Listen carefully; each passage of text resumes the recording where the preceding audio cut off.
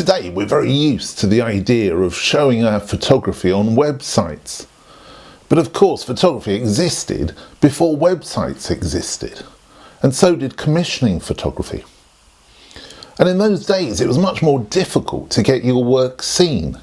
The only way you could do it was in person, and if you wanted to get commissioned, you'd have to go in and see that person with your portfolio, have a chat, show the work, and allow the person who was commissioning to get a sense of who you are photographically and who you are as a person. Well, that's fine, as long as you're commissioning close to where you live or in the same country. But what happens when you need to commission somebody in a different country? Well, this happened when I was asked to photograph the artist Julian Schnabel in New York.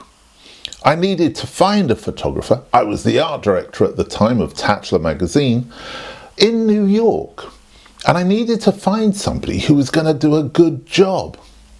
So how do I find somebody? Well, in those days you just speak to people you knew and say, well, do you know anybody? Somebody I knew did. He was an American art director, and he said, the person you need is Sylvia Plachy.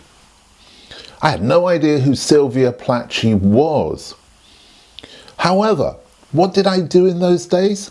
I would go to a bookshop and I would look and see if that photographer had ever produced a book of their work.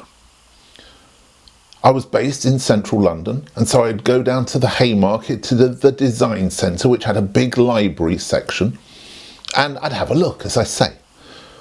And I discovered that Sylvia Plachy did have a book, and I've got it here, the actual book that I purchased all those years ago. Sylvia Plachy's Unguided Journey. The book was a collection of photographs she had taken for the Village Voice. Each week she would wander the streets of New York, she would take a photograph, she would send it in to the Village Voice. It's a newspaper stroke magazine, a weekly, and they would then publish it. That was the Unguided Journey. So this book was a collection of that photography. It wasn't what I wanted. I needed a colour portrait of Julian Schnabel, not a black and white one.